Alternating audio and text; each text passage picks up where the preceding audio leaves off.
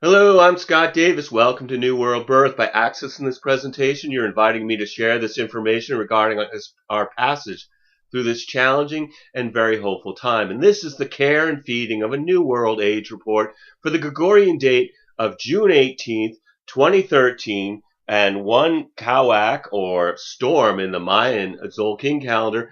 We're also going to discuss the solstice, which is going to be the summer in the north and winter in the south, the Capricorn full moon, Jupiter moving into Cancer, Mercury turning retrograde, and Venus moving into Leo. So June 18th is One Cauac, which carries the themes of rain, wind, lightning, giver of life, the cycles of the moon, the feminine, the warmth of the home while inclement weather rages outside, purification, nourishment, compassion, emotions, seeing challenges as blessings, healing through the release of ego, clouds pregnant with rain, followed by a flash of lightning and the release of the storm that cleanses the earth to prepare for new consciousness. This 13-day period would be an important time to focus on what is truly important in life and hold loosely to the things that are a distraction to your essence. Allow the waters of the storm to wash away false pride and rigid thinking to create fertile ground for growth of your integrated and authentic self. I think when we discuss Chiron retrograde later in this report, you realize that this Cauac energy is also represented in the astrological transit field. I've included human design transits for the Trecena, along with the astrology and Tzolkin day signs. I'm going to quickly review some of the information before discussing the neutrino forecast for the one storm 13-day period. We start by looking at the position of the sun and the earth and moon and all the planets and the nodes which are around the inside of this wheel. But instead of mapping them to a specific zodiological constellations or looking at their angles in relation to each other, we look at them in relation to hexagrams of the I Ching, which are then mapped to specific locations inside the body graph, that's what's represented right here. For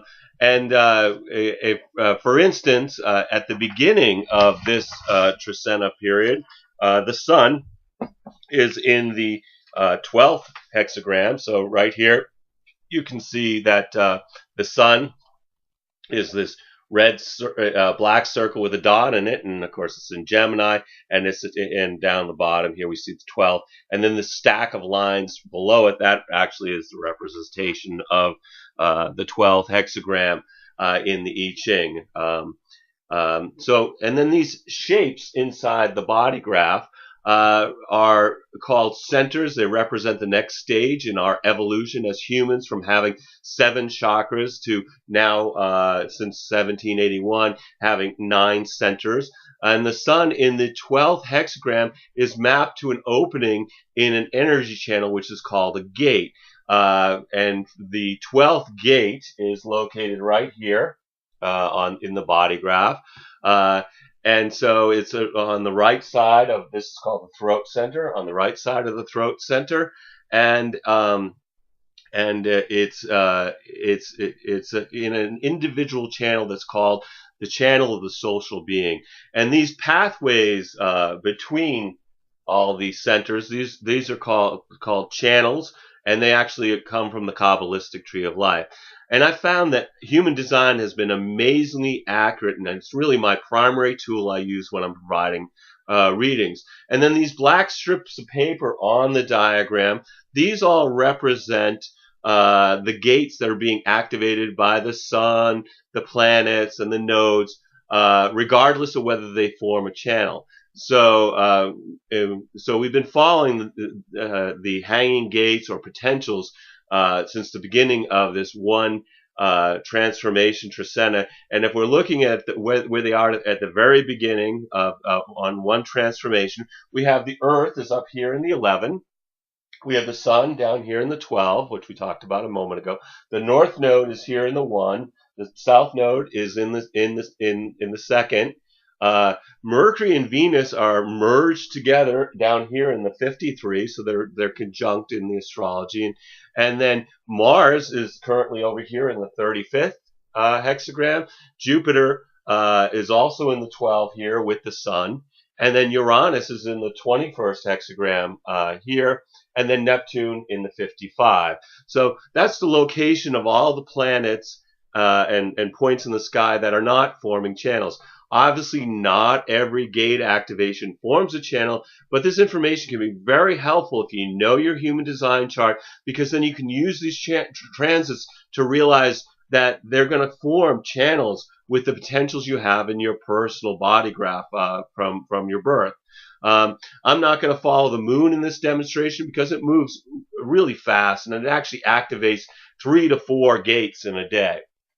So it's on One Cauac or Storm, we do have one channel defined that's going to be affecting us to the beginning of August, and that is with Pluto down here in the 38 and Saturn in the 28. This is called the channel of struggle. Okay, it's an individual channel. It brings experiences where people struggle against overwhelming odds.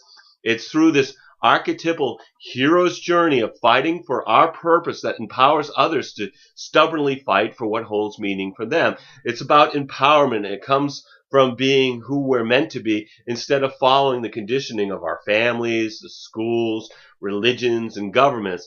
And it's said to be deaf. And the reason that individual channels are said to be deaf is so that they don't really hear the other and get distracted from their authentic path. Because when an individual is on their authentic path, that individual empowers others to take a chance on following their authentic path.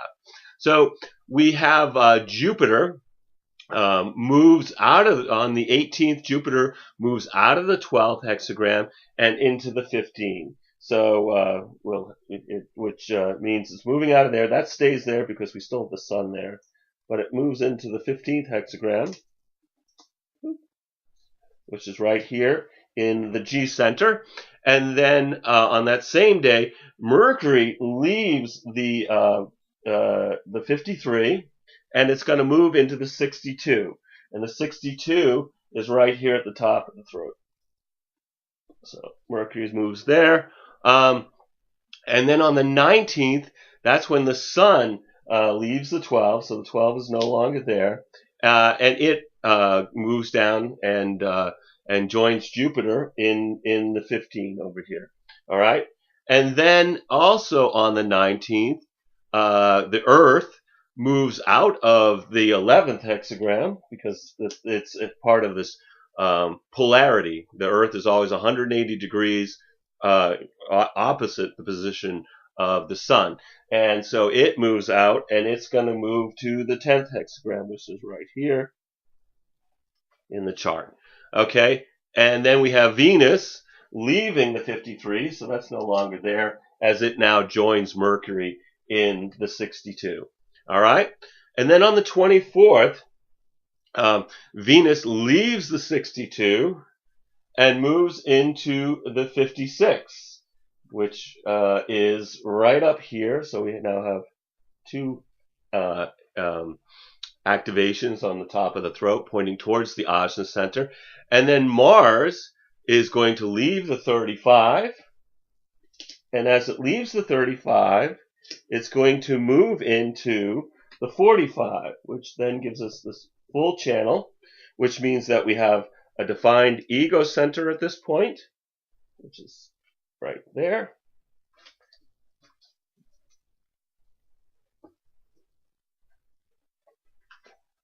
And a defined throat. Okay? All right. So on the 24th, when Mars moves into the 45th gate, we already have Uranus in the 21st gate. So with Mars in the 45, this gives us the 2145. It's called the money line. We've been talking about it because other things have been coming through and activating this point. It's tribal, so it's about resources and about support of the family. And those people that even if they're not our blood, you feel like they're part of your tribe, they're part of your extended family. And during this transcendent, this is going to condition folks to try to gain resources through their willpower. often without others to collaborate with. And this really brings a focus on who are the haves and who are the have-nots.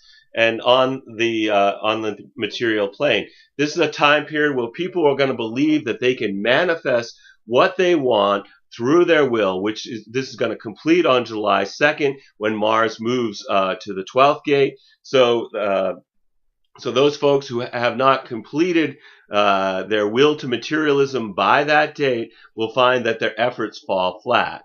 And then on the 25th, we have the sun moving out of the 15 and into the 52. So we then have this activation here.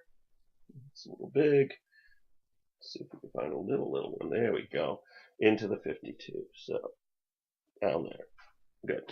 All right. I mean, we keep the 15 because we still have Jupiter's in the 15. And then the Earth, because this is an axis, the Earth is going to move out of the 10 and into the 58. And I am drawing a blank on, no, I'm not. The 58 is down here at the root and pointing up towards the splenic center. All right. And then Venus on the 29th moves out of the 56. So this goes away and into the 31. And boy, I'm not, oh yeah, the 31, sorry. Some days you just have problems trying to connect it all together. So anyway, into the 31. So this is where all the planets are going to be at the end of one storm trecena. So the thing to think about is if you have, any of these gates that are pointing towards it, like I have this 18th gate, so it's going to connect down to this 58, then you can be aware of that these things actually have ways of influencing us once we know what our human design chart looks like. So before I look at the daily energy of the Cauac trecena, I thought I'd look at the major astrological influences of this time period. We had Mercury moving into Cancer on May 31st, followed by Venus on June 2nd, and then the Sun is going to arrive there the Sun arrives there on the 21st. So we've got this energy in Cancer here, and the Sun. The way I've got this set up here is actually for the point of the solstice. We'll have a couple of days where the Sun's still in Gemini, but for this diagram, I'm just going to start it with the Sun in Cancer. Which actually won't be happening until the 21st for the solstice. And then Jupiter is going to go into Cancer on June 25th. So this is all the energy of the nurturer, the Cancer energy is the nurture. So it really has us focusing on home and family, but also about using our feelings to determine if our outer world is in alignment with our inner world. We're going to strive to regain balance after all these changes that have come in through the coattails of the April and May eclipses. This also brings an emphasis on the element of water with this stellium or group of planets in Cancer, along with having Neptune in Pisces and Saturn in Scorpio, because those are both water signs as well. So basically what's happening is when all these planets are moving through Cancer, they make an alignment, what we call a trine, which is a 120-degree angle, and with Saturn in Scorpio and with Neptune in Pisces, because right now at the beginning of the trecena, these are both at 5 degrees and a little bit of change. So they're already in a trine. They're already forming a 120-degree angle to each other. And so what happens is when these hit that 5 degrees of Cancer, then we have this equilateral triangle forming around the Earth, and that's really gives us a sense of this is very favorable, it's very positive, and it's a great energy when you have what we call a grand trine. Now, the interesting thing about this, I think, is you got Neptune and you've got Saturn. Well, Neptune is about really flowing and changing and artistry and illusion. And then you got Saturn, which is about work and being concrete and making plans and working your plan. And so I really think about these two planets because they're very kind of different energy. And so how are they going to play together? Is because the 120-degree angle is a playful angle. It's a supportive angle. And so I think that, we can kind of distill it down that this is a time of working on creativity, working on spirituality would be an excellent way to merge these energies. So it's very positive when any of these planets are between 4 and 5 degrees of Cancer. And then later on, these same planets approach 10 degrees of Cancer, where they're going to be in opposition to Pluto in Capricorn, and also in a square or challenging angle to Uranus in Aries. And so this continues this wave of transformation as it receives another series of pulses during these planetary alignments.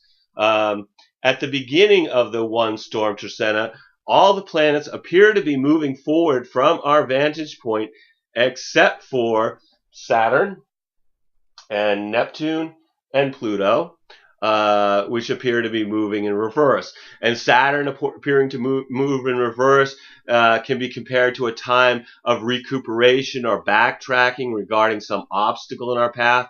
And then after its retrograde period, we can advance forward towards our goal with feeling a little more rested, a little more efficient process, as long as we honor Saturn by trying not to push through regardless of the resistance. And then retrograde Neptune, which just went retrograde at the beginning of the month, is seeking transcendence through spiritual experiences. This could be a time to use spiritual practices to keep us grounded as we expand our intuition and consciousness.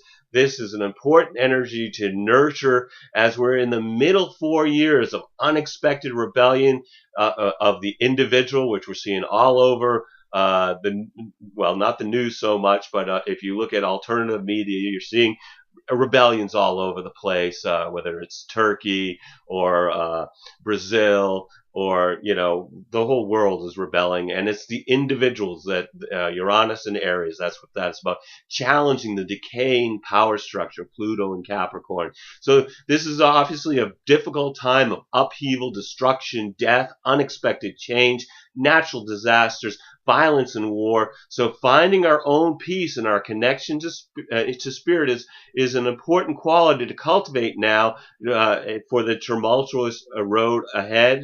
And Neptune pushes us to transcend the physical world and connect to our higher purpose and spiritual transformation. But it can also encourage escapism through that some are going to seek through being unconscious, while others are really going to try to move towards awakening.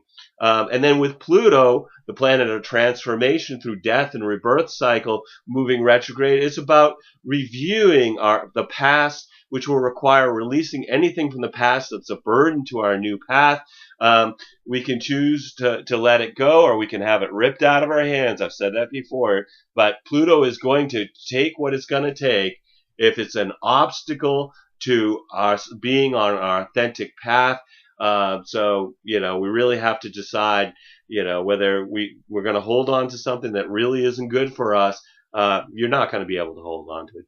But, so it's really about your attitude towards it. What do you think about it? Can you let go of this baggage in order to fulfill your purpose of being reborn? And Pluto represents death and completion. And in Capricorn, like I said, it's about the breakdown of structures to bring about transformation. Now, Chiron went retrograde just before this report period on the 16th, and Neptune joins all these planets appearing to move in reverse on the 26th. And I said this before, planets don't really move in reverse in their orbit. They just sort of appear to be moving backward, like being in a car passing a slower moving car. There's a point where the slower moving car will look like it's moving in reverse when you compare it to landmarks off in the far distance. And Chiron, retrograde in Pisces, is about releasing stuck emotional energy so that we can return to the natural flow of life. Chiron is the wounded healer in Greek mythology. He was a teacher, a healer, and an astrologer to the gods. And he was abandoned at birth because his mother objected when her son was born, and he was half man, half horse. which that was his first wound. And when he was teaching Hercules to use Hydra's blood as a poison, Hercules mistakenly shot an arrow, hit Chiron in the leg with his poisoned arrow. But because Chiron was an immortal, he didn't die, but he suffered pain for his wounds every day of his life. And then eventually Chiron did trade his life to have Prometheus released from his imprisonment for stealing fire and bringing it to the human race. So, retrograde Chiron is really about reviewing our wounds so that they can be released by having the courage to open our hearts and confront our fears or pain often associated with the past. And while Chiron's in Pisces, people are more willing to sacrifice their individual pains in hopes of finding bliss in universal consciousness. At worst, this can really manifest with folks justifying their victimhood as some form of martyrdom. This really should be transcendence and surrender without losing ourselves in the experience. The last time Chiron was in Pisces was in 1961 to 1968, which was also the time when Uranus and Pluto were merged together in Virgo, planting the seeds for the squares that we're currently in. So you think of the energy of that. There was revolution, there was experimentation, there was, it was really a time of a rebirth, a renaissance in the mid 60s. It was also a time when there was a growing drug culture where people were looking for a shortcut to transcendence. The retrograde aspect can really bring a longing for lost loves or memories of our losses, encouraging us to look at our core wounds and bring them to the surface so they can be healed. Another trap of Chiron and Pisces is codependent relationships, where we focus on healing others rather than ourselves, and Chiron will turn direct in November, so this time of exploring the depths of our psyches will be with us for some months to come. And then at the very beginning of the storm Trisena, Mercury is slowing down as it stops and turns retrograde on at 23 degrees of Cancer on the 26th. So it's right here. And actually you can see that it's on the inner track. And, if you think about it, the way we expect the planets to move will be, counterclockwise in this diagram through the zodiac. But when Mercury or Venus is on the inner track, that's when it's appearing to move clockwise from our perspective on Earth. So it looks like it's retrograde. That's how we experience retrograde. These planets aren't really moving in reverse. They're just moving backwards as we'd expect them to be moving.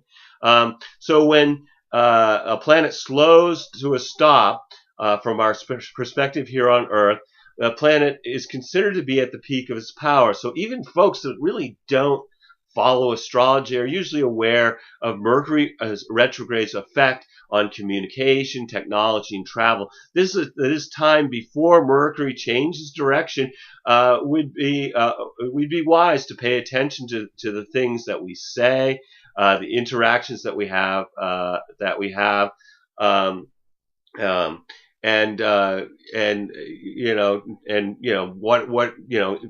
if you have to read instructions, read them very carefully. Be very careful about contracts that must be signed. Mercury will be retrograde during this period. And so in total, Mercury's going to spend 10 weeks in the sign of Cancer, which is going to be a long time to spend in any sign. And it's going to be about reviewing our homes and our families from the perspective of security. And I think it's important that during the later part of June, to be aware that Mercury at its peak of its power, due to its stopped motion as it changes direction, that the Greek god was Hermes, that the Romans renamed to Mercury, and he was the trickster god. He was the messenger of the gods, but if you weren't on his good side, you might not get your message, or it might be altered to mean something different than what was intended. And I really covered the trickster archetype in depth in the February 21st, 2013 One Eek or Wind report. So you may want to review that video for more information about tricksters. But I do want to add this quote from Joseph Campbell. Almost almost all non-literate mythology has a trickster hero of some kind. There's a very special property to the trickster. He breaks in just as the unconscious does to trip up the rational situation. He's both the fool and someone who's beyond the system. And the trickster represents those possibilities of life that your mind can't decide it wants to deal with. The mind structures a lifestyle, and the fool, a trickster, represents a whole nother range of possibilities. It doesn't respect the values that you set up for yourself, and then it smashes them. The fool is the breakthrough of the absolute into the field of conscious, of the field of controlled social orders, which I think is a beautiful description of the trickster. It's a beautiful description of Mercury retrograde. And beyond the classic Mercury retrograde interpretations, what else can be said? Well, I've discovered that Mercury retrograde cycles repeat every 79 years. So what we look for is, we're going to look for reoccurrences of themes from 1934, 1855, and 1776. 1934 was a time of rise of fascism in Germany and Austria, coup attempts in France and Bulgaria, and then the rise of gangsters and bank robbers in the USA. And what struck me was the realization that 1934 was also one of the years of the previous Uranus-Pluto squares. And when that happened, Uranus was in Aries, just like it is now. Okay? But Pluto was in Cancer. But it was a historical time period of global financial decline and increased fascism. 1855, which was 2 cycles of Mercury earlier, was the time of the Great Gold Robbery of 1855, which occurred in England. We also had rising conflicts between pro-slavery and anti-slavery forces, which began in Bleeding, Kansas in the USA. And then there was also the Taiping Rebellion in China, which was one of the most deadly military conflicts in history, killing about 20 million people, mostly civilians. 1855 was also the time period when Neptune was in Pisces, as it currently is, which is also a time of more compassion for the suffering of slaves in the United States.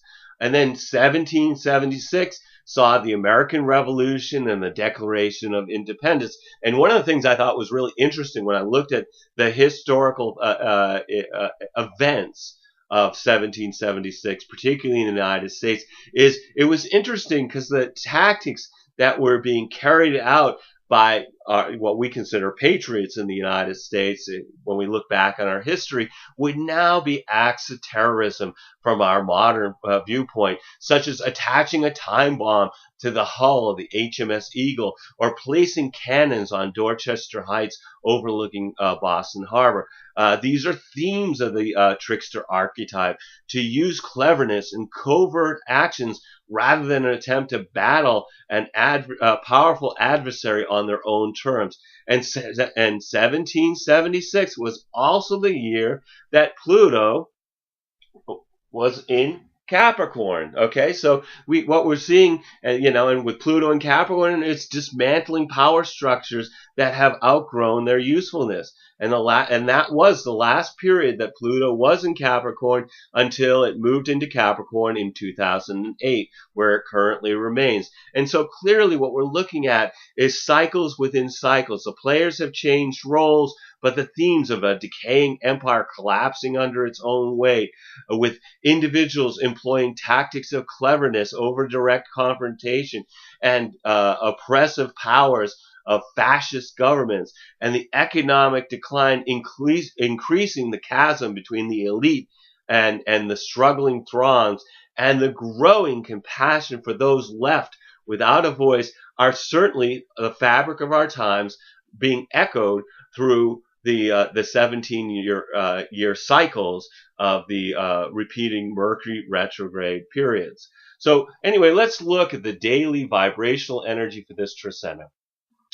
June 18th is One Cauac or Storm, unity experience through recognizing the gifts of adversity. Excuse me.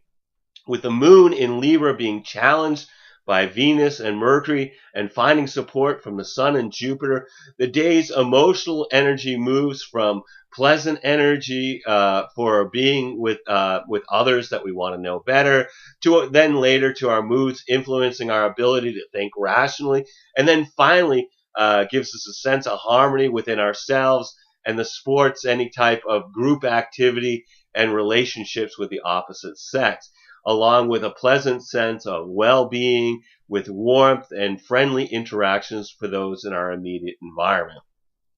The 19th is Tu Ahau or Sun. This is about duality being experienced through honoring the wisdom and memory of our ancestors, with the Sun conjunct Jupiter. And like I said, from our perspective here, it would be that we would be more like this position in the wheel, so that when we're looking over, we still see the Sun in Gemini conjunct with Jupiter in Gemini as well, which is really very good for both physically and psychologically. It's very optimistic and expansive. People will be more open-minded, so it might be a good day to study and understand subjects that normally seem to be beyond our understanding.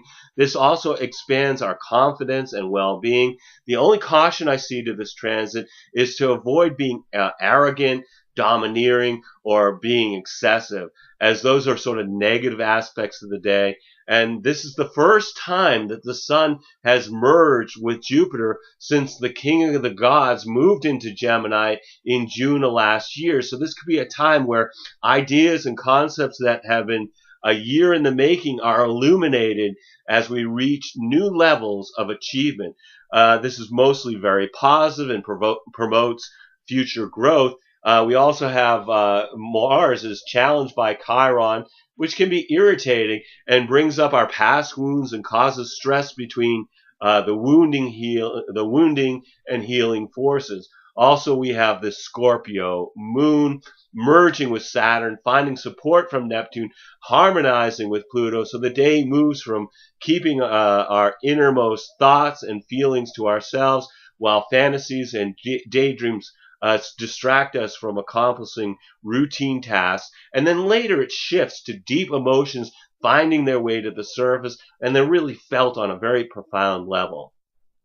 And then on the 20th, it's 3 Emish or crocodile in the Tzolkin. This is about taking action through nurturing new beginnings. And on this day, we have Mercury conjunct Venus. So from our perspective here on Earth, Mercury and Venus form a straight line, which stimulates our appreciation of beauty and our interest in art, music, and poetry. And it also includes expressions of affection for our loved one. This also favors financial and business dealings. Enjoy this energy by finding harmony in your interpersonal relationships, because this is really a time of calm before during the storm. We're in a storm trisena. We're also experiencing storm energy. Also, the moon in Scorpio finds support from Venus and Mercury, which has us enjoying pleasant feelings along with enjoying social interactions, while being more able to be more in touch with our feelings and able to share them with others. And then on the 21st, we have 4 Ik or wind in the Tzolkin. This is stability through communications, and this is the day when the Sun moves into Cancer. So this is when the Sun will officially be in this point of being in Cancer, which this is the solstice. This is the summer solstice in the north. This is the winter solstice in the southern hemisphere. The Sun in Cancer illuminates security and emotional well-being. And if you planted any kind of intention during the equinox, how are they growing? Do you need to weed something out so that what you intended has more room to grow? The charts of the solstices and equinox have long been used to forecast the energy for the upcoming season. So this one is very interesting and mostly positive. The sun is conjoined Jupiter out of sign because Jupiter is right on the edge of Gemini as the sun has just moved into Cancer. And so that effect is very positive. It's also merging. It also has Mercury merged with Venus, Mars sextile Uranus, and then the Sun is applying into that grand trine. It's at 0 degrees, but it's very close to getting to 4 to 5 degrees, where it's going to be in a grand trine, forming that equilateral triangle we were talking about around the Earth with Neptune in Pisces and Saturn in Scorpio. And so this is also a factor in this solstice chart. So basically, the way I break it down is the next 3 months we have opportunistic, expansive, sorry, not opportunistic, but optimistic and expansive energy with creativity being favored, along with the connection between the physical plane and the spiritual, and unpredictable events, along with open-mindedness and acceptance. And the sun in Cancer brings a tendency to want family, to be with family and friends in situations that are nurturing and feel good. And then on that day, we have the Sagittarius moon being challenged by Neptune, which brings our dreams into the daily vibration. This could bring a greater deal of creativity, but it also has this quality where the moment could be lost in fantasy or distractions. And then on June 22nd, we have 5 Akbal or night empowerment through contemplating the stars, with the moon in Sagittarius finding support from Uranus, opposed by Mars. The day begins with the desire for emotional excitement, to engage in activities outside of our daily routine. And then later, it's when opposed by Mars, people can be more excitable and irritable, which can cause problems in our personal lives. The 23rd is 6 Con or seed, being in the flow through planting seeds or making new connections. This is the point of the full moon, which is at 2 degrees of Capricorn, which has the moon opposing Jupiter and the sun in harmony with Saturn and Neptune, merging with Pluto and challenged by Uranus. The day is really a mix of a high level of energy that we always have a high level energy with a full moon, but what mixes in here is we've got generosity, we've got realistic expectations through being calm and receptive, and a great sensitivity to others' emotions. But then later it gets a little more intense with the moon. The moods are rising up to the surface from deep in our psyche, along with people are acting hasty and jumping to conclusions that may not be correct. And with the Pluto Uranus being activated, this can bring real awakening from our depths. With the sun in that grand trine with Saturn and Neptune, this brings a harmonious flow of emotions between all these water signs. And the moon in Capricorn, this forms a tail of a kite, opposing the sun, but sextile or at a 60-degree angle to Neptune and Saturn. And this can really promote changes in career or a business's direction. And then the 24th, we have 7 Chachan or Serpent. It's about reflection through being flexible in the Tzolkin calendar. As the moon in Capricorn opposes Mercury and Venus, the day moves from having conflicts between feelings and reason, and then later it shifts into more pleasant energy for enjoying sensual experiences and rich food, with the caution against overindulgence, which can come sometimes when we're the moon opposing Venus. Anyway, the 25th is 8 Chemi or transformation. This is balance through releasing what no longer serves us, when Jupiter moves into Cancer. So this big planet crosses the line into Cancer here. Woohoo! which brings optimism about home and family. This is expansive energy for investments and real estate. It also favors anything involving food and drink. Jupiter in a water sign begins to amplify our true feelings and shift circumstances to find balance between our inner and outer worlds. Jupiter is going to be in Cancer until mid-July of 2014. It's going to join the Grand Trine, the big party here that keeps putting this equilateral triangle around the Earth on July 17th. And then it's going to be followed by activating a T-square by opposing Pluto and squaring Uranus in Aries. And that's going to be happening in August. Jupiter's exalted in Cancer as it finds comfort and expands to meet the emotional needs of Cancer. As the Aquarius moon is challenged by Saturn and stimulated by Uranus, the day's emotional energies is a mix of feelings of loneliness and isolation, and then yet there's also kind of this pleasant yet restless feelings that craves emotional excitement to do something outside of the daily routine. June 26th, 9 Manique or Deer in the Tzolkin, which is about patience through being a service to others. And that's the point where Mercury begins its retrograde. So that's where it's really strongly, it's been stopped. It's come around the corner, and now we're actually starting to see it slowly start to move in reverse. So this is a time when you can expect a period of difficulties and a lack of clarity related to communications, travel, and technology.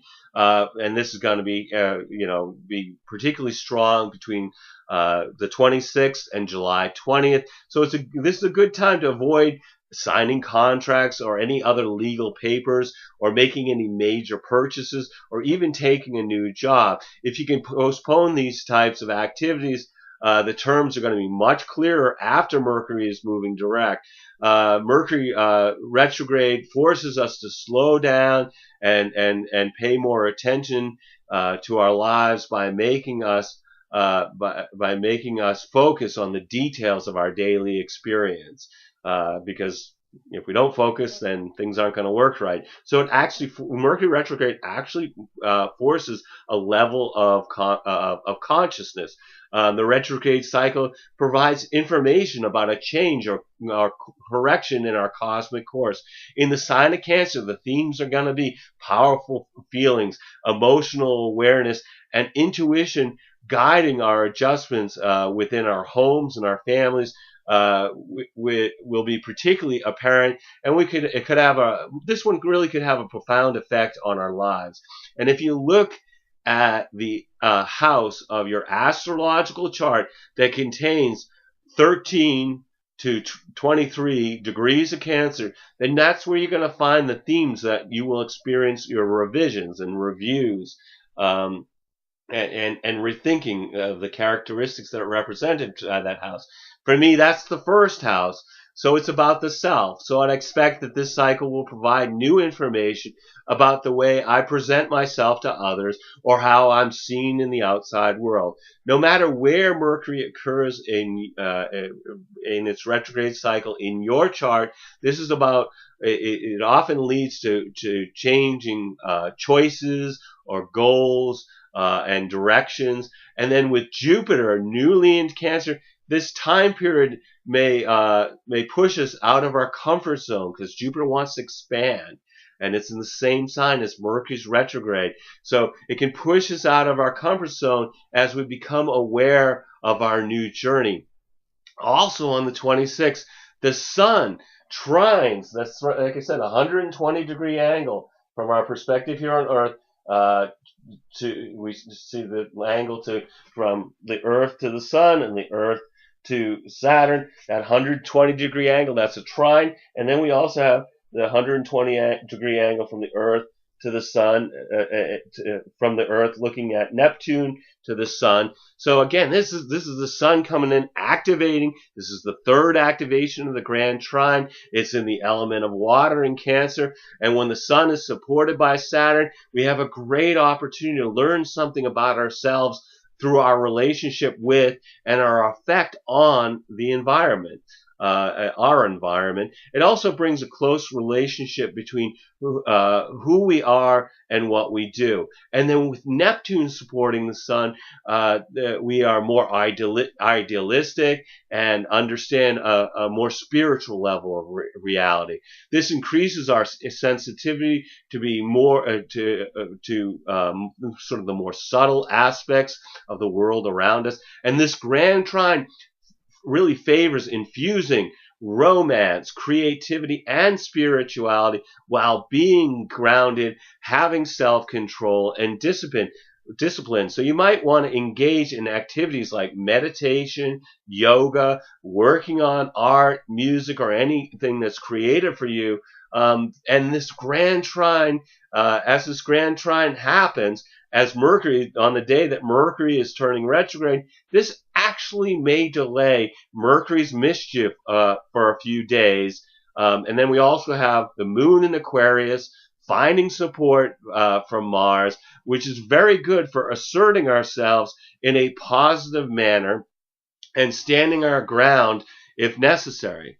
And then the 27th is 10 Lamont, or star, which is in the Tzolkin, in Mayan Tzolkin calendar. This is about manifestation through being grateful for abundant relationships.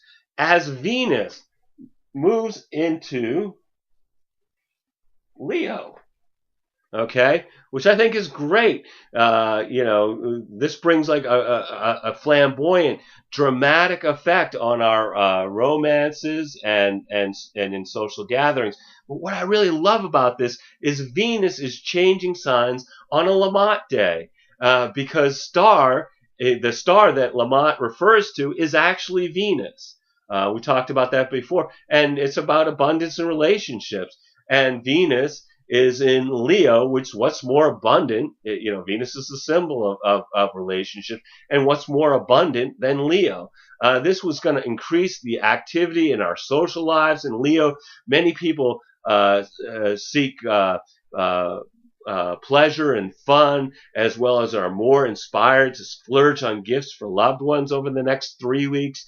With the Pisces moon finding support from Jupiter, Saturn, and the sun, merging with Neptune and in harmony with Pluto, the day's emotional energy begins with people have a pleasant sense of well-being, and then it shifts to a more sober, realistic view of life with the feelings of empathy for those around us, including the possibilities of clairvoyance and telepathic experiences for those of us who are sensitive by nature. And then later it shifts to inner harmony, which is mirrored in the outside world, and finally experiencing deep emotions on a profound level. And then June 28th is 11 Maluk, 11 Maluk, or offering in the Tzolkin, which is about resolutions through appreciating creation. With the moon in Pisces being challenged by Mars and supported by Mercury, the day moves from people feeling irritable, which could lead to needless disputes, and then later there's a feeling they're feeling in touch with their emotions and able to express those to others. The 29th is 12 Auk, or dog. This is about understanding through enjoying family and friends, with the Aries moon being challenged by Jupiter and supported by Venus, which brings benevolent and generous feelings for those in our immediate environment, and the enjoyment of social interactions with others, which is kind of nice because dog is about enjoying being with family and friends. I really love when the astrological field and the Mayan Tzolkin calendar just link up with like they are in this Trecena. And then June 30th is 13 Shuin, or monkey. This is about movement to the next stage through creating something new. And the interesting thing about this is Mars is at this point is exactly conjunct the July 4th, 1776, United States natal chart, Mars. So this is going to increase the likelihood of military conflicts and violence for the United States, intensifying aggressive action and the war cries from both within and without. This could also be a time of where there's aggressive action towards protests here in the United States. And on that day, we have the last quarter moon in Aries, challenging the sun and Pluto and merging with Uranus. So early in the day, we encounter challenges to our daily routine, and then we're having the compulsion to act in ways that may not be good for us in the long run, which then later shifts to people feeling impulsive and acting rationally, with the moods changing quickly and unexpectedly. So anyway, no matter what energies are affecting you during this one storm Trisena, take some time to be in the flow of the planet by being in nature or watching a sunrise or a sunset, communing with the stars, just really being conscious, being in the moment with somebody you truly love, or, being conscious through being introspective or using meditation. The important thing to realize is every single day we have is a blessing, no matter what the dramas are that beckon to distract us. We're all here giving the performance of a lifetime on the world stage.